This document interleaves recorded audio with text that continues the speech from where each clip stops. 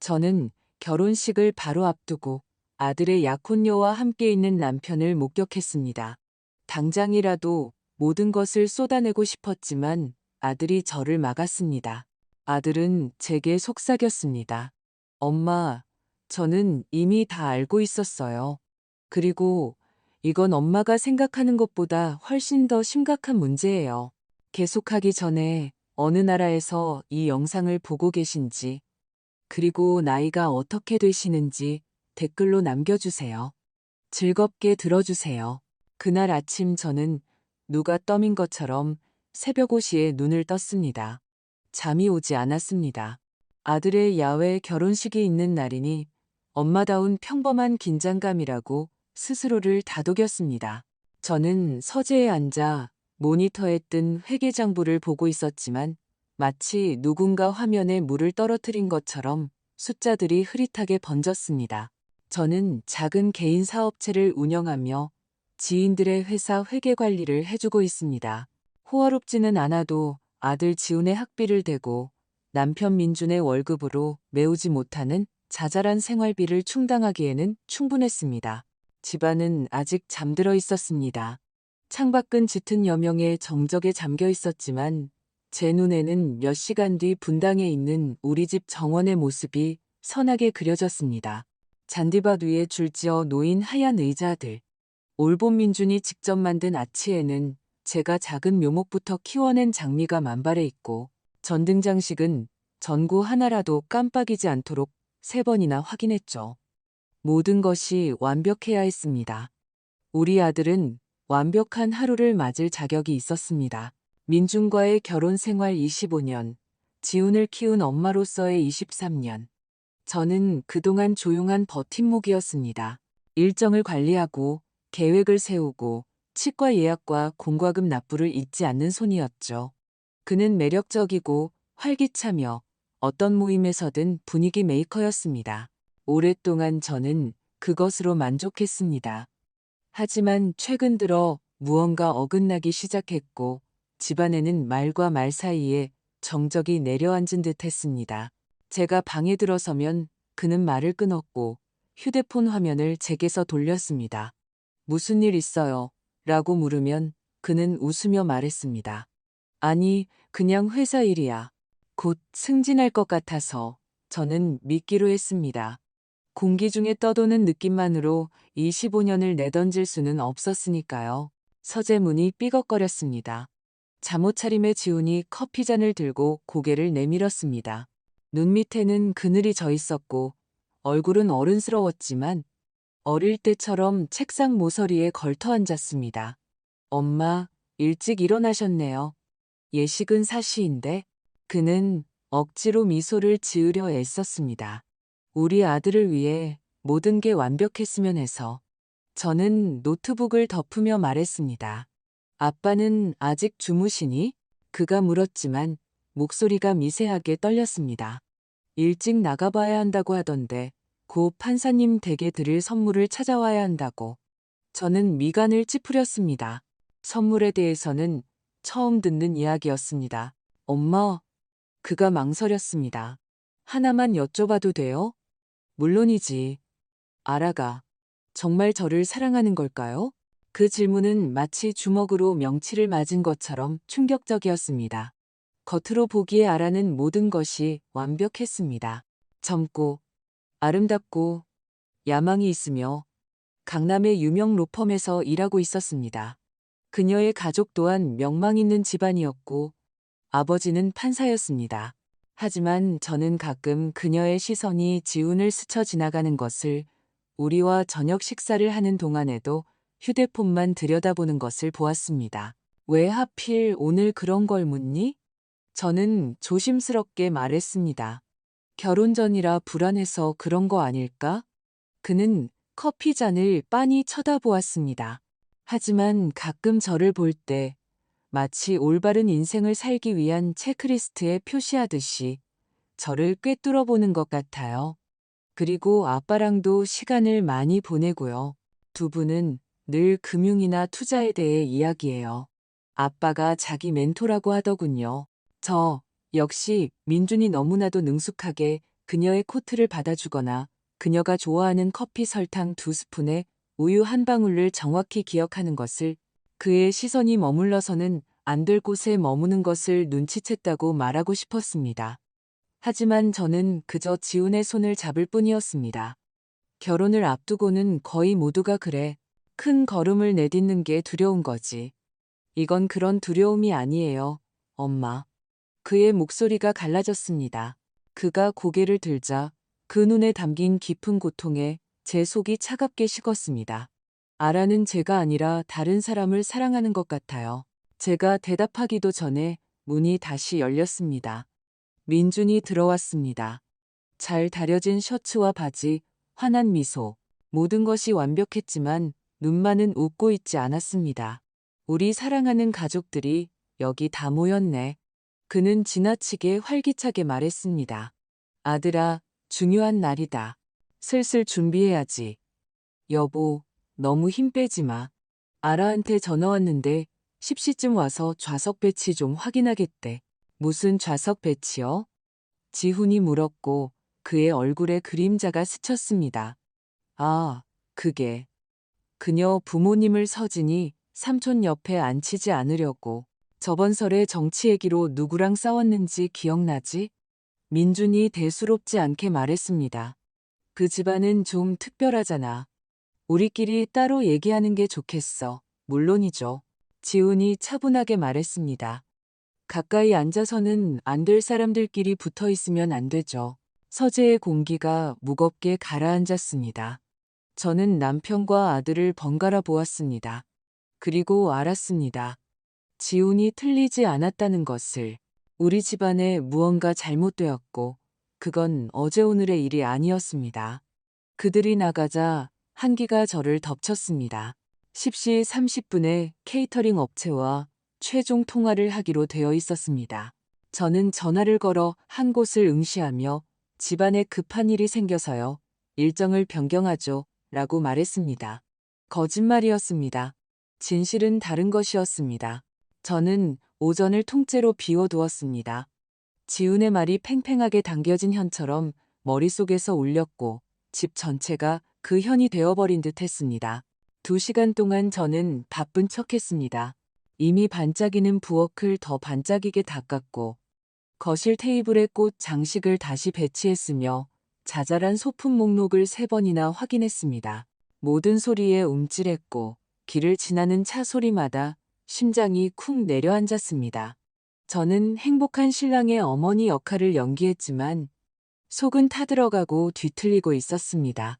정확히 10시 유리 위를 긁는 칼날처럼 아라의 하얀 BMW가 마당으로 미끄러져 들어왔습니다. 저는 부엌 창문으로 내다보았습니다. 평범한 청바지에 밝은 블라우스를 입었을 뿐인데도 잡지 화보 같았습니다. 그녀는 마치 제 집인 양 자신감 있게 현관으로 걸어왔습니다. 제 심장 소리가 귓가에 울렸습니다. 저는 소리 없이 뒷문으로 나가 집을 돌아 거실 창문 아래 무성한 수국 뒤에 웅크리고 앉았습니다. 제 마당에서 스파이 노릇을 하는 제 자신이 우스웠지만 알아야겠다는 욕구가 수치심보다 강했습니다. 큰 창문을 통해 민준이 그녀를 안으로 들이는 모습이 보였습니다. 그들은 우리가 매년 12월에 가족사진을 찍던 벽난로 앞에 멈춰 섰습니다. 그가 그녀의 잔에 무언가를 따라주었습니다. 말은 들리지 않았지만 그들 사이의 거리가 더 큰 소리로 말해주고 있었습니다. 너무 가까이 서 있었습니다. 그의 손바닥이 그녀의 등에 닿았습니다. 무심한 행동 같았지만 예의상 허용되는 시간보다 1초 더 길게 머물렀습니다.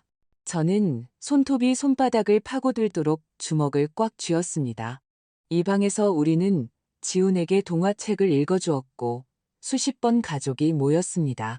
그런데 이제 제 남편이 아들의 결혼식 날, 아들의 약혼녀인 다른 여자의 등을 쓰다듬고 있었습니다. 저는 이미 일어서려 했습니다. 들어가서 소리치고 25년을 함께 산 아내가 터뜨릴 수 있는 모든 것을 터뜨리려고. 하지만 위층 유리창에 비친 그림자가 스쳐 지나갔습니다. 저는 눈을 가늘게 떴습니다. 2층 복도 그늘에 지훈이 서서 아래를 내려다보고 있었습니다. 저는 얼어붙었습니다. 이건 저만의 고통이 아니었습니다. 그의 고통이기도 했습니다. 아래층의 상황은 빠르게 전개되었습니다. 아라가 그의 가슴에 손을 얹고 더 가까이 몸을 기울여 무언가 말하자 그는 오랫동안 제 앞에서는 웃지 않았던 가벼운 웃음을 터뜨렸습니다. 순간 저는 그 남자를 알아보지 못했습니다. 그는 마치 그녀 곁에서 되살아난 듯 했습니다. 집에서는 갑갑해 보였는데 여기서는 숨통이 트이는 것 같았습니다. 그의 손이 그녀의 머리카락 속으로 파고들었고 두 사람은 키스했습니다. 짧지도 실수도 아니었습니다. 아무도 보지 않는다고 생각할 때 영화 속 주인공들처럼 키스했습니다. 눈앞이 캄캄해졌습니다. 저는 문 쪽으로 한 걸음 내디뎠습니다. 이 수치스러운 그림을 찢어버리고 멈추고 부숴버리기 위해 바로 그 순간 따뜻한 손이 제 팔꿈치를 단단히 잡았습니다. 돌아보니 곁에는 분필처럼 창백하지만 차갑고 단호한 눈빛의 지훈이 서 있었습니다. 그는 거의 들리지 않는 목소리로 말했습니다. 엄마, 지금은 안 돼요. 우리는 여전히 처마 및 까마귀 두 마리처럼 수국 그늘에 앉아 있었습니다. 저는 제 팔꿈치 아래에서 떨리는 그의 손을 느낄 수 있었습니다. 두려움이 아닌 차갑고 침착한 분노에서 오는 떨림이었습니다. 엄마, 지훈이 조용히 말했습니다. 저는 오늘 아침에 안 게 아니에요. 몇 주 됐어요. 몇 주. 입안이 바싹 말랐습니다. 그런데 왜? 히스테리가 아니라 증거가 필요했으니까요. 그는 창문 쪽으로 고갯짓했습니다. 창문 너머 아라는 마치 세상에 둘만 있는 것처럼 민준에게 미소 짓고 있었습니다. 스스로 목을 맬 수 있도록 밧줄을 충분히 주고 싶었어요. 무슨 말인지 아시죠? 그는 휴대폰을 꺼냈습니다. 손가락은 떨렸지만 목소리는 여전히 차분했습니다. 갤러리를 열자 제 안에서 무언가 부서지는 소리가 났습니다. 화면에는 민준이 지역 컨퍼런스에 갔다고 했던 평일 낮에 두 사람이 롯데호텔 서울로 들어가는 모습이 담겨 있었습니다. 다음 사진은 몇 시간 뒤 바람에 머리가 헝클어진 채 뻔뻔할 정도로 행복한 표정으로 나오는 모습이었습니다. 그 다음은 청담동의 한 레스토랑 테이블에서, 그 다음은 비즈니스 센터의 폐쇄된 주차장 그늘에서 점잖게 설명할 수 없을 만큼 너무 가까운 거리였습니다. 17개의 다른 장면이에요. 제가 사진을 넘기는 동안 지훈이 말했습니다. 17번이요, 엄마. 순간 저는 질투심 때문이 아니라 그 사진들에서 풍기는 순수하고 짙은 거짓말 때문에 휘청였습니다. 너 누구를 고용한 거니? 목이 타는 듯한 느낌에 겨우 말을 내뱉었습니다. 지훈아, 그 돈은 돈 걱정 마세요. 그가 쉰 목소리로 말했습니다. 한 푼도 아깝지 않았어요. 그리고 아무나 고용한 게 아니에요. 그가 저를 쳐다보았습니다. 수진 이모요. 저는 바로 이해하지 못했습니다. 우리 수진 이모?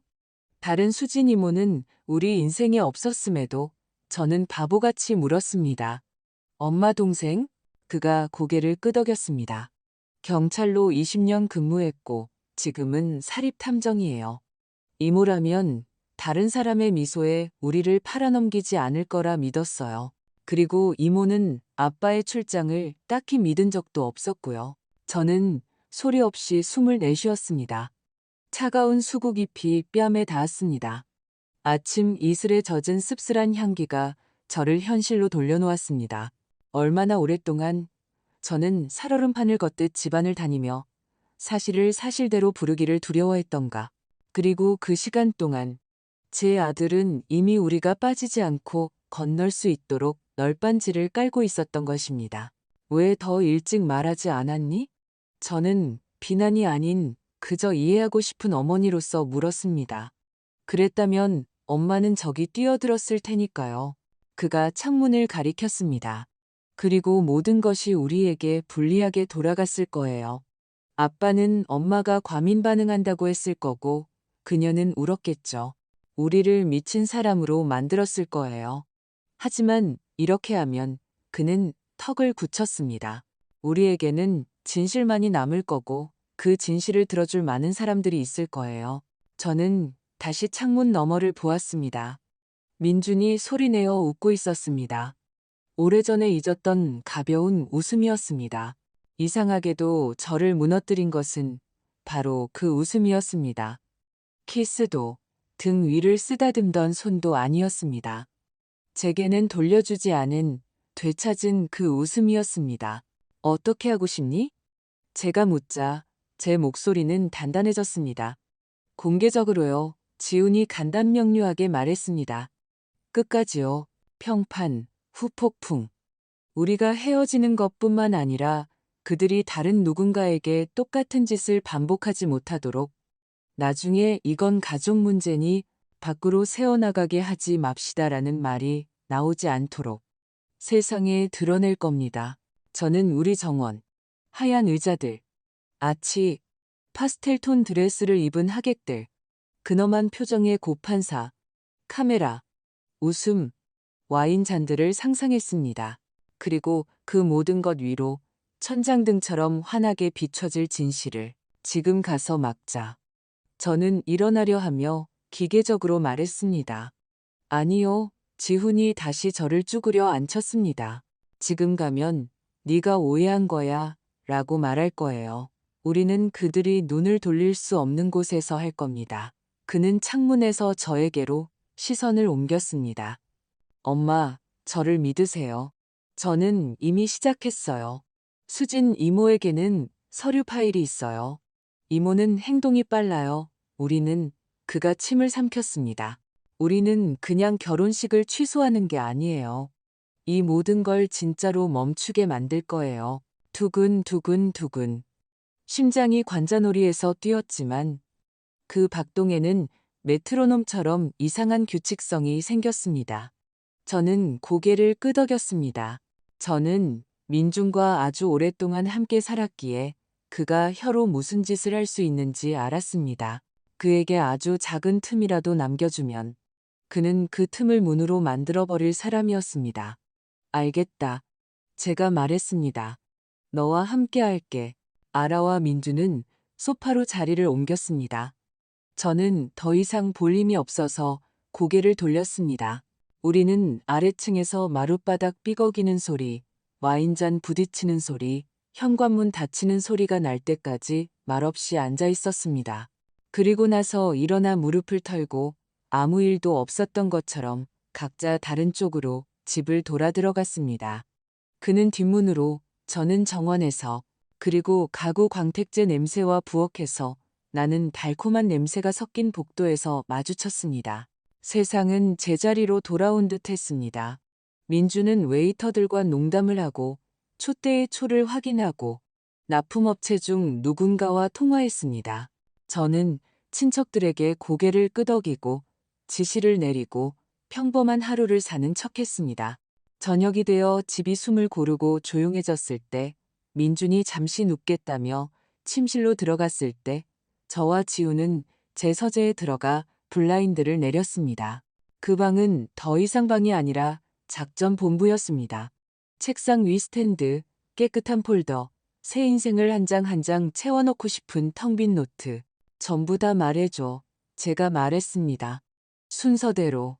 지우는 제 심장에 낙인을 찍는 듯한 그 사진들을 제 앞에 펼쳐놓았습니다. 날짜, 시간, 장소, 수진 이모의 짧은 메모들, 호텔 직원의 이름, 이동 경로, 주차된 차량 번호까지. 저는 제 동생의 낯설고 단정한 필체를 알아보았습니다. 예전에 상사에게 보고할 때 쓰던 것과 같은 짧은 문장들이었지만 이제는 우리를 위한 것이었습니다. 내가 직접 전화할게. 저는 휴대폰으로 손을 뻗으며 말했습니다. 그리고 문득 제 목소리가 낯설고 차분하며 떨림이 없다는 것을 깨달았습니다. 이모가 지금까지 뭘 알아냈고 뭘 더 기다리고 있는지 직접 듣고 싶어. 엄마, 너무 늦었어요. 지훈이 시계를 보며 말했습니다. 가족에게는 지금이 가장 적절한 시간이야. 저는 그렇게 대답하고 번호를 눌렀습니다. 두 번째 신호음이 울리자 수진이 전화를 받았습니다.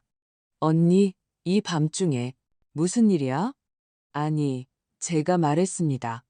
제 아래의 책상이 더 단단하게 느껴졌습니다. 우리 집에 불이 났어. 그리고 모두가 보는 앞에서 꺼야 해. 잠깐의 침묵이 흘렀습니다. 그리고 제가 항상 존경했던 그 업무적이고 침착한 목소리가 들려왔습니다. 듣고 있어. 초 단위로 전부 말해봐. 수지는 제 말을 끊지 않고 조용히 들었습니다. 가끔 수화기 너머로 들리는 음소리는 마치 머릿속에 보이지 않는 체크 표시를 하는 것 같았습니다. 제가 숨을 몰아쉬며 말을 마치자 그녀는 동정이나 어설픈 위로 없이 차분하게 말했습니다. 언니, 그가 그녀를 어떻게 보는지 나도 봤어. 내가 틀렸기를 정말 바랐지. 하지만 이미 3주 전부터 감시하고 있었어. 기차 시간표처럼 규칙적으로 만나더군. 일주일에 2번, 소공동 롯데호텔에서. 흔적을 남기지 않으려고 현금으로 결제하더군. 시내 레스토랑, 비즈니스 센터 폐쇄 주차장. 전부 똑같아. 지난주에는 신세계백화점 강남점에서 그녀에게 목걸이를 사주더군. 까르띠에 급인데 절반은 현금으로 결제했어. 집안은 후텁지근했지만 저는 오한이 들었습니다. 대화가 눈물로 번지지 않도록 책상 모서리를 꽉 잡았습니다. 알겠다. 제가 말했습니다. 그건 이해했어. 그 다음은? 그 다음. 수진이 잠시 말을 멈췄습니다. 더 심각한 게 있어. 내가 그의 금융기록을 파봤어. 소액이지만 정기적인 이체 기록이 있더군. 15년 전부터 박선영이라는 한 여성에게 계속 돈이 갔어. 지훈이가 어렸을 때쯤부터 시작됐지. 박선영에게는 15살 된 딸 민지가 있는데 서류상 아버지는 없어. 외모는 민준을 빼다 박았더군. 공기가 송뭉치처럼 무겁게 느껴졌습니다. 저는 어두운 창문을 응시했습니다. 제 얼굴과 그 너머로 보이는 정원, 아치에 걸린 장미의 검은 실루엣, 빼다 박았다는 것만으로는 안 돼. 제가 말했고 이상하게도 목소리는 떨리지 않았습니다. 아마도가 아니라 확실한 답이 필요해. 동의해. 그녀가 짧게 대답했습니다. 민준의 깨끗한 DNA 샘플이 필요해. 칫솔, 빗, 면도기, 뭐든 상관없어. 사설연구소에서 예비 결과를 받을 수 있어. 법적 효력은 없지만 우리에겐 충분할 거야. 민준이 잠들었을 때 그는 옆 침상의 낯선 사람처럼 규칙적으로 숨을 쉬었습니다. 저는 어둠 속에서 일어나 욕실을 더듬어 그의 칫솔을 꺼냈습니다. 달아빠진 파란색 칫솔이었습니다. 손이 너무 떨려서 비닐봉지가 천둥처럼 바스락거렸습니다. 봉투를 밀봉하고 우편함에 넣은 뒤 마치 그곳에서 힘을 얻을 수 있다는 듯 차가운 철문의 이마를 기댔습니다. 새벽녘에 수진이 봉투를 가져가고는 가져감이라는 단 한마디 문자를 보냈습니다. 낮 동안 집은 벌집처럼 윙윙거렸습니다. 플로리스트, 사진작가, 부사남, 복도에서 들리는 어린 사촌들의 킥킥거리는 웃음소리, 식기 부딪히는 소리, 그리고 그 모든 것 위로 민준의 완벽하고 흔들림 없는 연기가 펼쳐졌습니다. 그는 미소 짓고 사람들을 껴안고 촛불을 확인하고 납품업체에 전화를 걸었습니다. 그 누구도 이 남자의 피부 아래에 거대한 균열이 있다는 것을 눈치채지 못했을 것입니다. 저는 고개를 끄덕이고 미소 짓고 장미는 어디에, 와인잔은 어디에, 냅킨은 어디에 있는지 알려주면서 시간을 세고 있었습니다. 점심 무렵 수진이 다시 전화를 걸어 말했습니다. 돈 문제는 생각보다 더 심각해. 밖으로 나올 수 있어? 옆집 앞차에 있어. 우리는 플라타너스 그늘 아래 제 차 안에서 마치 여학생들처럼 앉아 있었습니다. 단지 수다 대신 노트북에 표를 보고 있었을 뿐입니다. 그녀가 화면을 제 쪽으로 돌렸습니다. 이 패턴을 봐. 그녀가 건조하게 말했습니다. 수년간 정기적으로 소액 현금을 인출했어. 5만 원, 7만 원, 10만 원. 눈에 띄지 않으려고 여러 ATM과 지점을 이용했지. 처음엔 취미인 줄 알았어. 희귀 동전 모은다고 했잖아. 하지만 그건 위장이었어. 호텔과 레스토랑에 쓸 현금이었지. 그 다음이 더 문제야. 그녀가 다른 탭을 클릭했습니다. 화면에는 날짜와 숫자, 서명이 나열되어 있었습니다. 그는 우리 연금 자산을 담보로 돈을 빌렸어. 지난 1년 반 동안 거의 6천만 원을 빼냈더군. 서명은 언니 것이 아니야. 정교하게 흉내냈지만 언니 필체는 아니지. 언니가 제출한 서류들과 비교해봤어. 언니 이름 서연의 연자 받침 니는 항상 끝을 살짝 올리는데 이 서명은 뭉툭해. 오랜 뱃멀미를 한 것처럼 속이 울렁거렸습니다. 이건 더 이상 애정 행각의 문제가 아니었습니다. 이건 제일 우리가 노후에 걱정 없이 살기 위해 수년간 쌓아온 안전망에 관한 문제였습니다. 이건 단순한 불륜이 아니야. 제가 말했습니다. 제 목소리에서는 이전에는 들어본 적 없는 금속성이 느껴졌습니다. 이건 절도야. 맞아. 수진이 고개를 끄덕였습니다. 박선영 거는 별개야. 내가 마케팅 담당자인 척 가서 슬쩍 떠봤어. 별다른 건 없었지만 딸 민지는 정말 그를 많이 닮았더군. 하지만 우리는 닮았다가 아니라 서류가 필요하지. 그녀는 서류 가방에서 큰 봉투를 꺼내 제 무릎 위에 놓았습니다. 연구소에서 예비 결과가 왔어. 언니가 직접 열어봤으면 해. 종이가 눈처럼 손가락 밑에서 바스락거렸습니다. 저는 다리가 풀리지 않도록 의자에 깊숙이 앉았습니다. 봉투 끝을 잡아당기자 찢어지는 선을 따라 알 수 없는 숫자들이 적힌 표가 보였고 그 아래에는 화학이나 유전학을 모르는 사람이라도 누구나 이해할 수 있는 한 줄의 문장이 있었습니다. 저는 그것을 읽었고 세상은 순간 완벽하게 고요해졌습니다. 수지는 저를 재촉하지 않고 말없이 지켜보았습니다. 언니, 그녀가 부드럽게 말했습니다. 이제부터 계획대로 움직이자. 그리고 그녀는 노트북을 덮었습니다. 아라에 대해서도 하나 더 있어. 이건 형사사건이야. 수지는 좌석 등받이에 몸을 기댔습니다. 이제 아라 얘기야. 이건 단순한 로맨스가 아니라 돈 문제야. 그녀는 자기 로펌에서 출장비를 부풀리거나 가짜 컨설팅 비용을 청구하는 방식으로 돈을 빼돌렸어.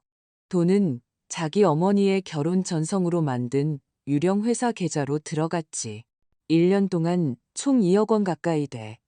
그리고 그 돈의 일부가 형부 선물 사는 데 쓰였어. 여기 이체 내역이랑 1천만 원짜리 시계 구매 영수증, 식사비 영수증도 있고 아까 말한 신세계 백화점 목걸이 값의 절반은 민준이 현금으로 냈고 나머지 절반은 그녀의 비밀 계좌에서 나왔어. 저는 아스팔트 위 기름 웅덩이를 보듯 그 숫자들을 쳐다보았습니다. 무지갯빛으로 반짝이지만 그 아래는 미끄럽고 더러웠습니다. 어떻게 이걸 다 알아냈어? 제가 물었습니다. 부주의함과 오만함이지. 수진이 고개를 끄덕였습니다.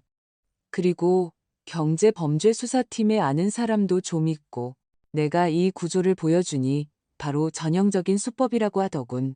정보도 있고 연결고리도 있어. 이건 명백한 형사사건이야. 그리고 또 있어. 그녀가 다음 탭을 클릭했습니다. 아라가 민준에게 알려준 무위험 부동산 거래라는 게 있는데 그런 거래는 존재하지도 않았어. 돈은 그녀의 비밀 계좌로 고스란히 들어갔지. 그는 자기가 세상에서 제일 똑똑하다고 생각했겠지만 되레 이용당한 거야. 저는 오랫동안 침묵했습니다. 더 이상 고통 때문이 아니라 모든 것이 너무나 명확해졌기 때문이었습니다. 머릿속의 스위치들이 켜지면서 환하고 조용해졌습니다. 알겠다. 제가 말했습니다.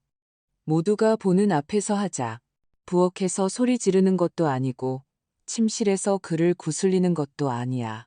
다시는 되돌릴 수 없는 곳으로 이 모든 걸 꺼내놓는 거야. 수진이 고개를 끄덕였습니다. 이미 방법은 생각해뒀어. 지훈이 성장 과정을 보여주는 감동적인 슬라이드 쇼를 위해 스크린과 프로젝터를 준비했지. 내가 미리 내 노트북을 연결해 둘게. 케이터링 업체에서 프레젠테이션 준비하는 것처럼 위장할 거야. 내가 유니폼을 입고 있으면 아무도 눈치채지 못할 거고. 리모컨은 작아서 손바닥 안에 들어와. 언니는 버튼 하나만 누르면 돼. 누를게. 제가 말했습니다. 그럼 언니 서류들도 준비해둬. 그녀가 덧붙였습니다. 내일 필요할 거야. 저는 집으로 돌아와 주전자에 물을 올리고 물이 끓는 동안 금고에서 일주일 전에 숨겨둔 얇은 봉투를 꺼냈습니다. 서명하고 공증까지 받은 이혼 서류였습니다. 주변에 보고 듣는 눈이 너무 많아서 지훈에게조차 말하지 않았습니다. 그 옆에는 USB를 놓았습니다. 수진이 모은 모든 자료의 사본 사진, 입출금 내역, 서명, 예비 DNA 감정 결과가 담겨 있었습니다. 저는 차갑고 생생한 철처럼 느껴지는 그 모서리들을 만져보고는 모든 것을 클러치백에 숨겼습니다. 그 후 우리는 아무 일도 없는 것처럼 행동했습니다. 집은 돌아갔고 사람들은 웃었습니다. 민주는 누군가와 전화로 속삭이고 촛불을 확인했습니다. 그는 항상 아름다운 것을 좋아했습니다. 저는 고개를 끄덕이고 미소 지으며 야외 예식이 시작될 4시까지 시간을 세웠습니다. 정확히 3시에 수진이 도착했습니다. 검은 바지, 흰 셔츠, 앞치마, 단정한 머리. 그녀는 쟁반을 든 웨이터들 사이에 완벽하게 녹아들었습니다. 서류 가방을 들고 경호원 옆을 마치 매일 드나드는 사람처럼 지나갔습니다. 스크린 뒤에 서서 노트북에 시선을 고정한 채 저는 그녀의 어깨가 차분하게 움직이는 것만 볼 수 있었습니다. 우리는 마지막으로 모든 것을 점검하기 위해 제 서재에 모였습니다. 자, 수진이 말했습니다. 순서는 이래. 먼저 거실에서의 키스 사진, 그 다음엔 날짜와 시간이 적힌 호텔 출입 사진, 그 다음엔 현금 인출 내역, 연금 계좌 서명 언니의 니은 받침과 그의 뭉툭한 니은 받침을 확대한 사진, 그리고 레스토랑과 목걸이 영수증 순이야. 그 다음은 아라의 자금 횡령 구조도, 그녀의 유령 회사와 액수, 마지막은 DNA 감정 결과 한 줄로 마무리. 그게 저 뒤에 앉은 암흑의 이모님도 이해할 만큼 충분히 명확할까? 제가 물었습니다. 이보다 더 명확할 순 없어. 그녀가 말했습니다. 전부 한국어로 큰 글씨로 나올 거야. 지우는 말없이 고개를 끄덕였습니다. 그는 책장에 기댄 채 서 있었는데 어깨와 턱선이 갑자기 할아버지를 닮아 보였습니다. 엄마, 그가 말했습니다. 사회자가 이 결혼에 반대하는 분이 계시다면 이라고 말하면 일어나세요. 제가 옆에 있을게요. 나머지는 빛과 스크린이 할 거예요. 일어설게. 제가 말했고 제 목소리가 유리의 날처럼 얇고 아주 단단하게 느껴졌습니다. 4시가 되자 모든 것이 준비되었습니다. 정원은 엽서처럼 빛났습니다. 하얀 의자들이 가지런히 놓여 있고 장미 넝쿨 아치에는 가벼운 리본이 바람에 나부꼈습니다. 하객들이 자리에 앉았습니다. 고 판사는 마치 대리석 홀에 앉은 것처럼 허리를 꼿꼿이 세우고 있었습니다. 현악 사중주단이 부드럽고 익숙한 곡을 연주했습니다. 민준이 제 곁으로 와서 허리에 손을 얹었습니다. 낯선 손, 낯선 인생. 그가 속삭였습니다. 여보, 오늘 유난히 아름답네. 모든 게 잘 풀려서 정말 다행이야. 저는 옛날 사진처럼 미소 지었습니다. 입술은 웃고 있었지만 눈은 아니었습니다. 저는 첫 줄에 앉아 무릎 위에 클러치를 놓고 그 안에서 작은 리모컨을 더듬었습니다. 엄지손가락 끝에 닿는 둥근 버튼. 하나, 스스로에게 말했습니다. 둘, 사회자가 아치 앞으로 나와 하객들에게 미소 지으며 인사를 건넸습니다. 음악이 잦아들었습니다.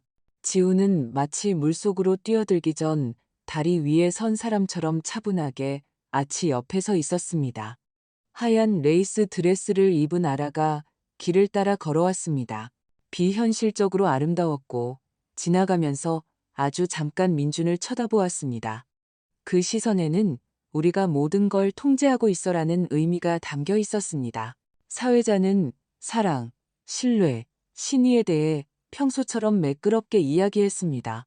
이제 제 속을 따뜻하게 만들지는 못하고 그저 고요하게 만드는 단어들이었습니다. 그가 우리 쪽으로 몸을 돌려 더 환하게 웃었습니다. 만약 이 자리에 계신 분들 중 그가 말했습니다. 이 두 사람의 결합이 이루어져서는 안 될 이유가 있다면 저는 클러치 위에 손을 얹고 손가락 아래 버튼을 느끼며 숨을 들이마셨습니다. 제가 일어섰습니다. 정원의 소음이 숨을 들이켜듯 잦아들었습니다. 300명의 사람들이 움직임을 멈췄고 나무십 스치는 소리만 들렸습니다. 옆에 있던 민준이 제 팔꿈치를 잡고 이를 악물며 말했습니다. 여보, 앉아, 망신시키지 마. 저는 끈적한 것을 털어내듯 그의 손을 뿌리치고 아치 옆에 지훈을 보았습니다.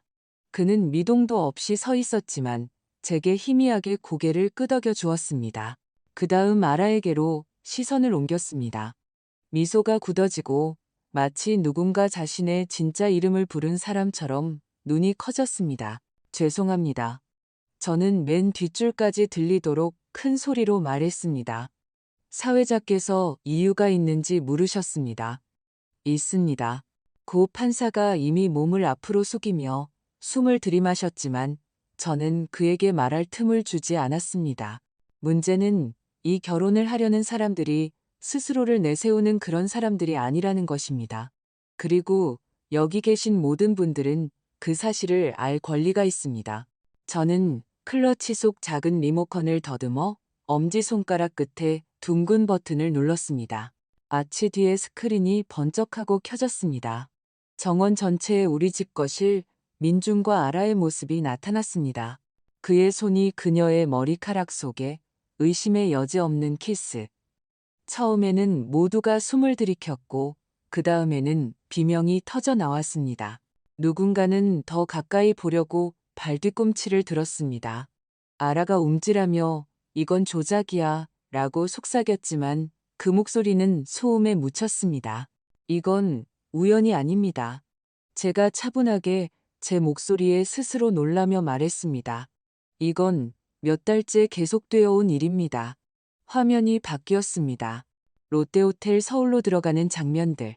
날짜, 시간 화요일, 한낮, 또 다른 장면 몇 시간 뒤. 좋은 영화라도 본 듯 만족스러운 표정으로 나오는 모습. 시내의 레스토랑, 폐쇄된 주차장. 사람들은 더 이상 소란을 피우지 않고 목을 빼고 스크린 아래의 자막을 읽었습니다. 그리고 이건 돈 문제입니다. 제가 계속했습니다. 5만 원, 7만 원씩 소액으로 인출된 내역이 떴습니다.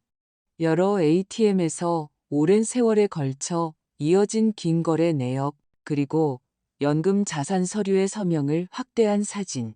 그 옆에는 제 이름 서연의 뒤는 받침과 벽돌처럼 뭉툭한 그의 위조된 뒤는 받침이 나란히 보였습니다. 뒷줄에 앉은 우리 친척 중 한 분의 입술이 떨리는 것을 보았습니다.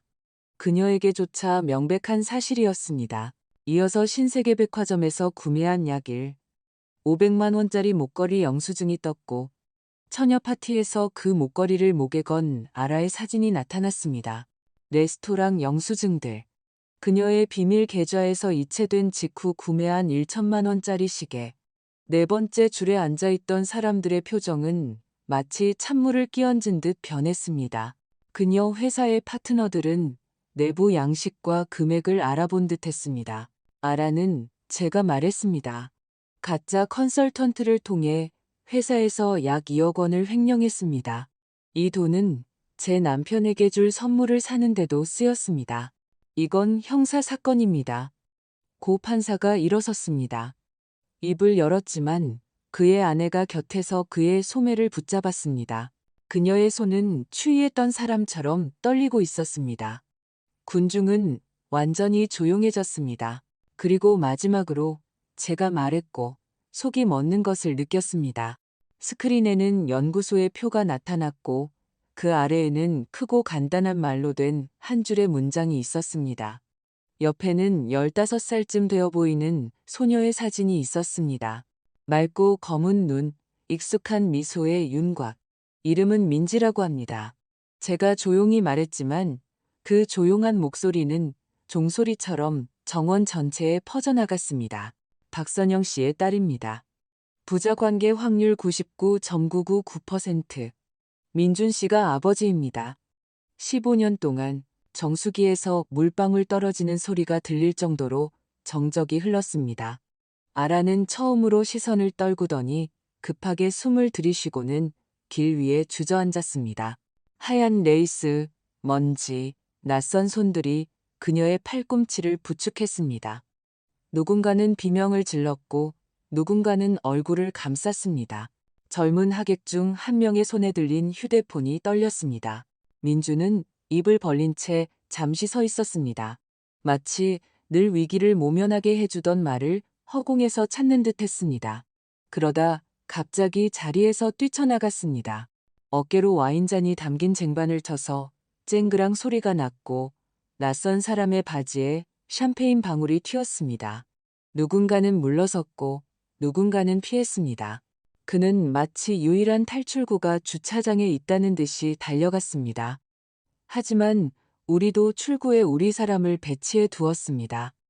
나무 뒤에서 수진이 걸어 나왔습니다. 흰 셔츠, 앞치마, 단정한 머리. 그리고 정확히 필요한 곳에 발을 내밀었습니다. 민주는 발이 걸려 잔디 위로 넘어졌고 젖은 자국을 남기며 앞으로 미끄러졌습니다. 어디를 그렇게 서두르시나, 형부? 그녀가 거의 다정하게 차분히 물으며 그의 팔꿈치를 잡았습니다. 마치 차도로 뛰어드는 아이를 잡듯이 지우는 이미 제 곁에 와 있었습니다. 그가 제 어깨를 감싸 안았고 저는 그날 처음으로 속삭임이 아닌 숨을 내쉴 수 있었습니다. 아라가 분필처럼 하얗게 질린 얼굴로 일어나 저를 손가락으로 가리켰습니다. 당신들이 꾸민 짓이야. 당신들이 내 인생을 망쳤어. 아니, 지훈이 그녀를 향해 돌아섰습니다. 그의 목소리는 강철처럼 차가웠습니다. 네가 네 인생을 망친 거야. 정원은 다시 웅성거렸지만 이전과는 다른 너무 많은 것을 목격한 군중의 무거운 웅성거림이었습니다. 그때 저는 제복을 입은 두 사람이 사람들 사이를 뚫고 걸어오는 것을 보았습니다. 서두르지 않지만 확신에 찬 걸음걸이, 그리고 그들의 차분한 발걸음 소리가 어떤 음악보다 더 크게 들렸습니다. 고아라 씨? 그중 한 명이 똑바로 쳐다보며 물었습니다. 저희와 함께 가주시죠. 사기 및 횡령 혐의로 체포합니다.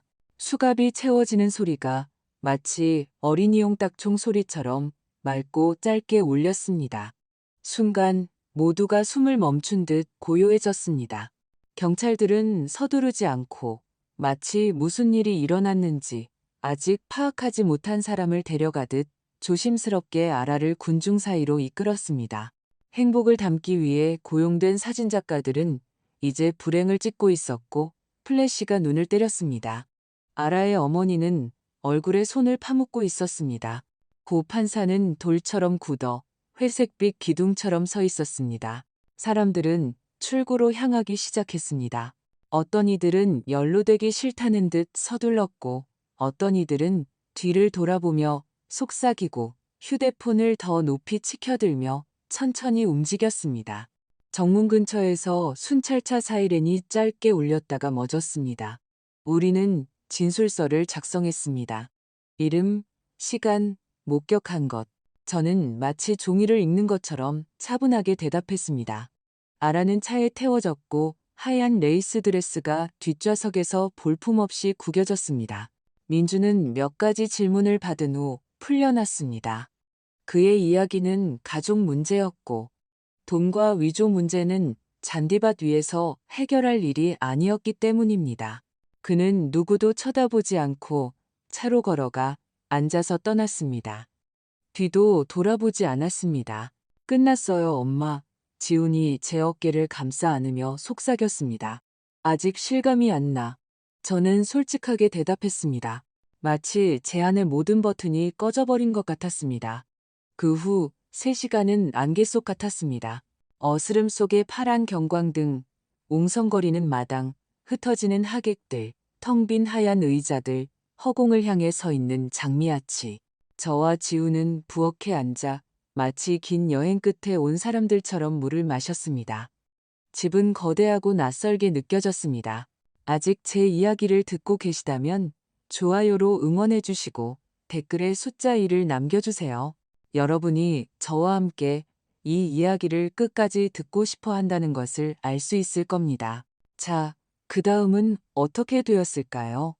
아침에 저는 공증받은 서류와 증거 사본이 든 USB가 담긴 클러치를 들고 변호사에게 갔습니다. 우리는 이혼 소송을 제기했습니다. 수진이 준비한 서류 뭉치 덕분에 모든 것은 빠르고 가차없이 진행되었습니다. 재산 분쟁은 제게 유리하게 끝났습니다. 집은 제 소유가 되었고 민준이 우리 연금 자산에 입힌 손해에 대한 보상으로 남은 자산의 일부도 받게 되었습니다. 이것은 승리가 아니라 손해배상이었습니다. 물론 이 이야기는 밖으로 새어나갔습니다. 온라인 커뮤니티, 지역 뉴스 포털의 신부, 결혼식 아치 앞에서 체포, 신랑 아버지 서명 위조, 스캔들 같은 제목의 기사가 실렸습니다. 저는 집 전화선을 뽑고 미리 연락 없이 찾아오는 사람은 문을 열어주지 않았습니다. 제 고객들은 조용한 것을 좋아합니다. 어떤 이들은 남았고 어떤 이들은 잠시 떠났습니다. 저는 날씨를 받아들이듯 그 사실을 받아들였습니다. 오래 숨을 수는 없는 법이니까요. 아라에 대한 재판은 예상보다 빨리 진행되었습니다. 그녀가 일했던 로펌이 피해자로서 소송에 참여했습니다. 금액은 날짜별로 정리되었고 수법은 교본처럼 명확했습니다. 결국 판결이 내려졌습니다. 징역 2년, 손해배상 의무. 그녀의 가족은 사방에 흩어진 평판의 조각들을 주워 모았지만 그것은 우리 때문이 아니라 그녀가 몇 달 동안 저지른 일 때문이었습니다. 민주는 조용히 무너졌습니다. 직장을 잃고 지인들은 등을 돌렸습니다. 그는 도시 반대편에 작은 아파트를 얻었습니다. 그가 언젠가 분당의 우리 정원을 소중히 여겼을까요? 아마도요. 이제 그의 창밖 풍경은 주차장이었습니다. 가장 힘든 일은 법정에서가 아니라 그 후에 시작되었습니다. 집이 조용해졌습니다. 저는 하루에 서류철 하나씩 서두르지 않고 일을 처리했습니다. 마치 제 아내 가구를 재배치하듯. 그 정적 속으로 결혼식이 무산된 지 2주 후에 편지 한 통이 도착했습니다. 평범한 봉투, 단정한 여성의 필체, 서연 씨, 박선영 씨가 쓴 편지였습니다. 이렇게 된 모든 일에 대해 사과드립니다. 제 딸 민지가 뉴스에서 진실을 알게 되었습니다. 아이가 서연 씨와 지훈 씨를 만나고 싶어 합니다. 저는 뜨거운 물주머니를 쥔 것처럼 그 편지지를 들고 앉아 있었습니다. 쥐고 있기는 고통스럽고 놓아버릴 수는 없었습니다. 사흘 동안 그 편지는 책상 위 찻잔 받침 아래 노트 옆을 전전했습니다. 저는 창밖의 장미를 보며 슬라이드 속 검은 눈의 소녀를 생각했습니다. 그리고 지훈을 불렀습니다. 그는 말없이 편지를 읽고는 바로 말했습니다. 만나고 싶어요. 제 동생이잖아요. 그렇지 않으면 우리는 계속 거짓말을 하는 셈이 될 거예요. 저는 고개를 끄덕이고 휴대폰을 들어 편지 아래에 적힌 번호를 눌렀습니다. 수화기 저편의 신호음은 마치 그 삶으로 가는 길이 차로 20분 거리보다 훨씬 더 먼 것처럼 길게 울렸습니다. 여보세요. 목소리가 들렸습니다. 박선영입니다. 우리는 두 동네 사이. 항상 계피와 갓 구운 빵 냄새가 나는 조용한 카페에서 중립적인 장소에서 만나기로 했습니다. 제가 먼저 도착해 창가에 앉아 냅킨을 너덜너덜해질 때까지 비틀고 있는데 지훈이 제 손 위에 손을 얹었습니다. 말없이 그들은 커피 머신 소리와 거의 동시에 들어왔습니다. 박선영 씨는 평범하고 지친 여성이었고 어깨는 약간 처져 있었으며 눈빛은 경계심으로 가득했습니다. 그 뒤에 민지가 있었습니다. 저는 수진 이모가 왜 보면 바로 알 거야라고 했는지 깨달았습니다. 제가 한때 민준에게 반했던 바로 그 검고 영리한 눈. 그리고 아직은 미숙하고 자신감 없는, 하지만 똑같은 미소. 우리는 인사를 나누고 자리에 앉았습니다. 어색한 침묵이 너무 짙어서 컵 안의 숟가락 소리가 요란하게 느껴졌습니다. 민지는 방패처럼 책 한 권을 가슴에 꼭 껴안고 있었습니다. 어떻게 그렇게 되었는지 묻는 것은 어리석은 일이었고 우리는 그러지 않았습니다. 고맙게도 지훈이 대화를 이끌었습니다. 몇 학년인지, 무슨 책을 읽는지, 취미가 무엇인지 물었습니다. 그녀는 영화라는 단어의 마음을 열기 시작했습니다.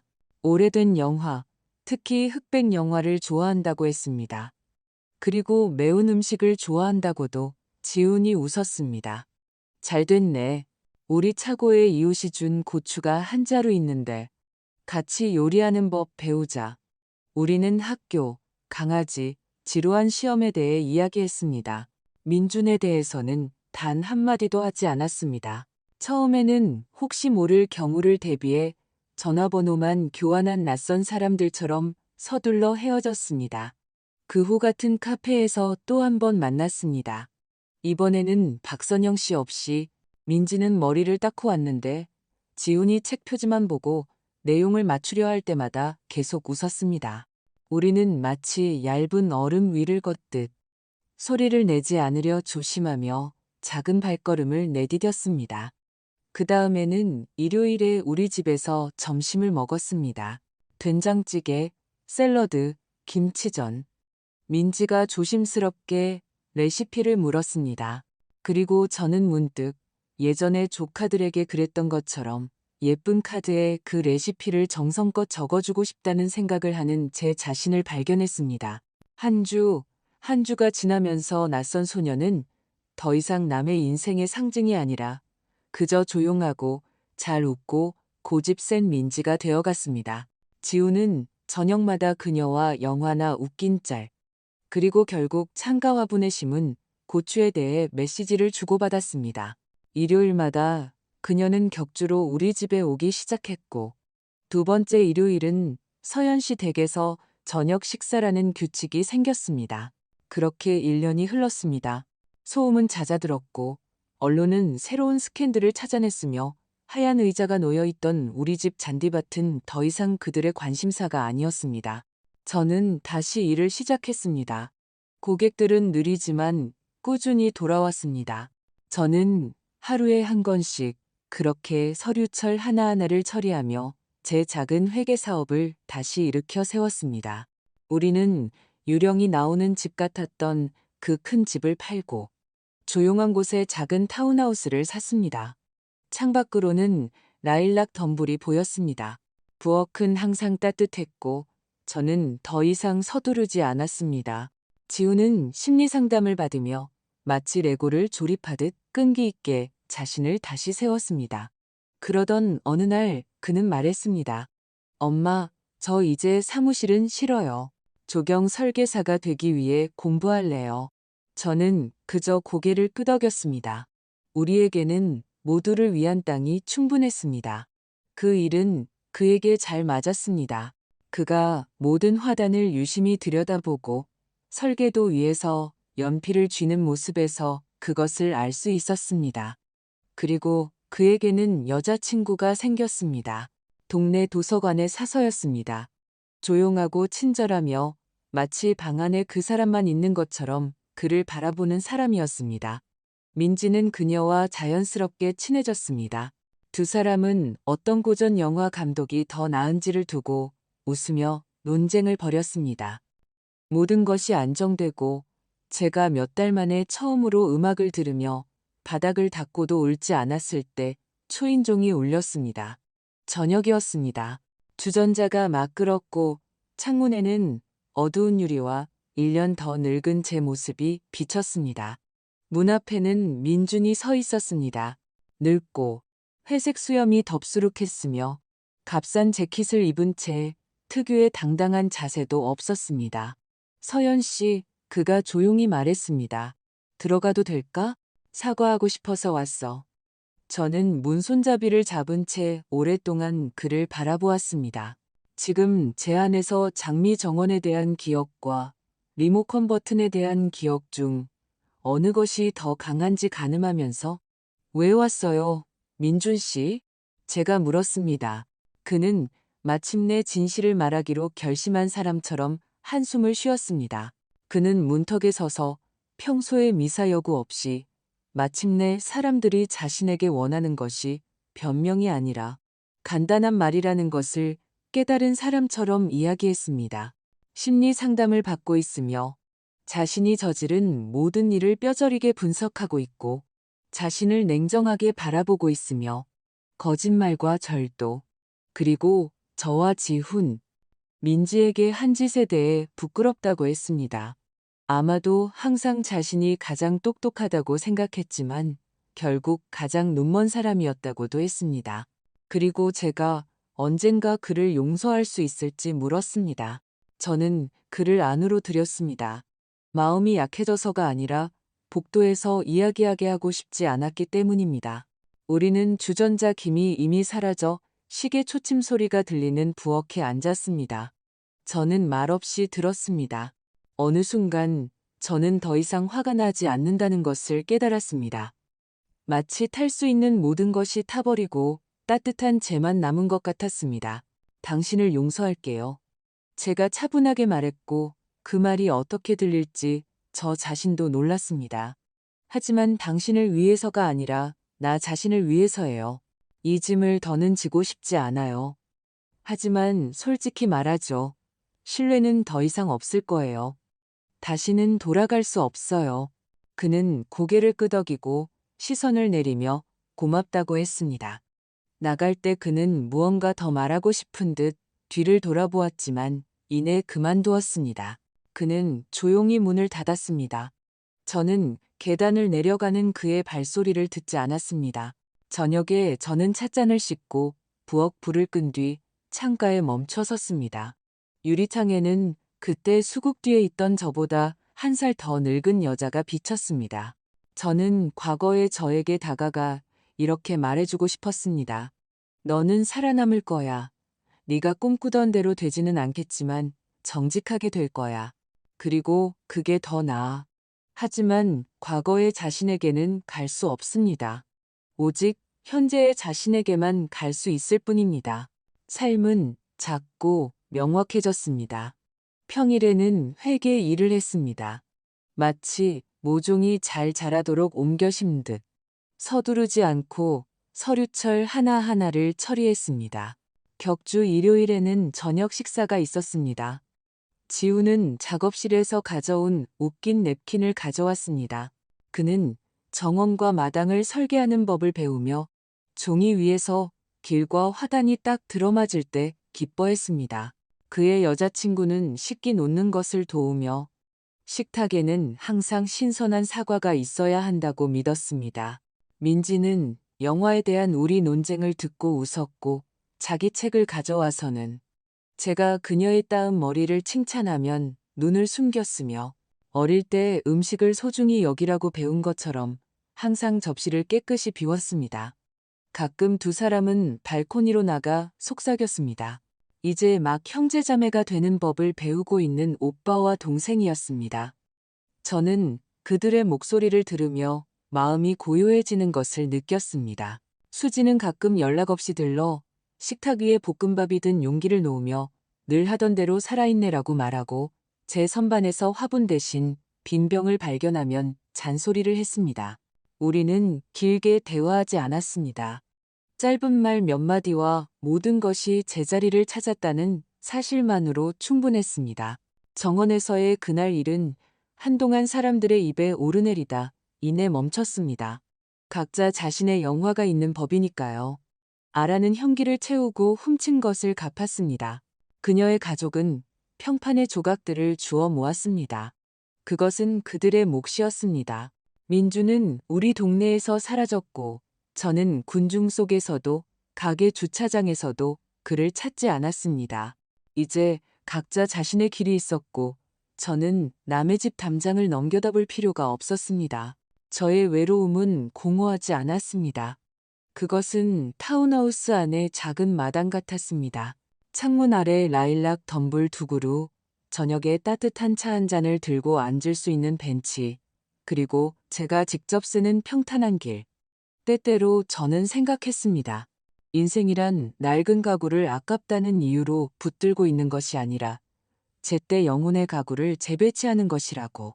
곰팡내 나는 낡은 장을 지키는 것 말입니다.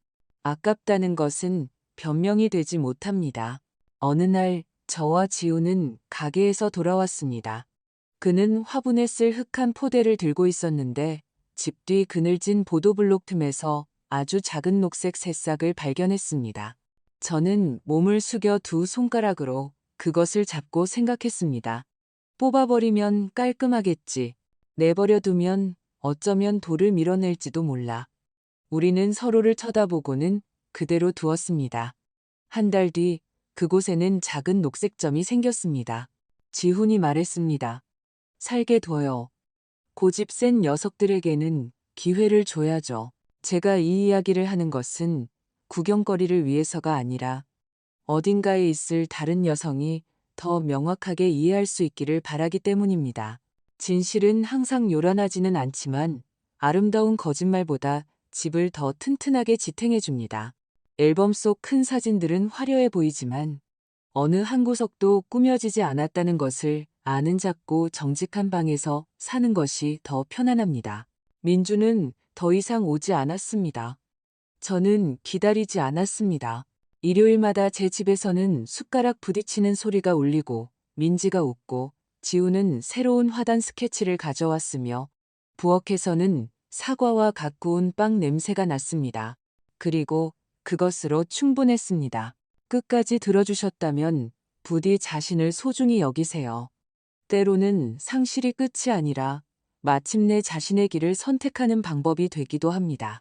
때로는 새로운 시작이란 그저 집안의 조용한 질서와 당신을 스쳐 지나가지 않고 눈을 마주치는 사람들일 뿐입니다. 요란하지도 영화 같지도 않지만 이것이 삶이고 저는 이 안에서 비로소 집에 있는 것 같습니다.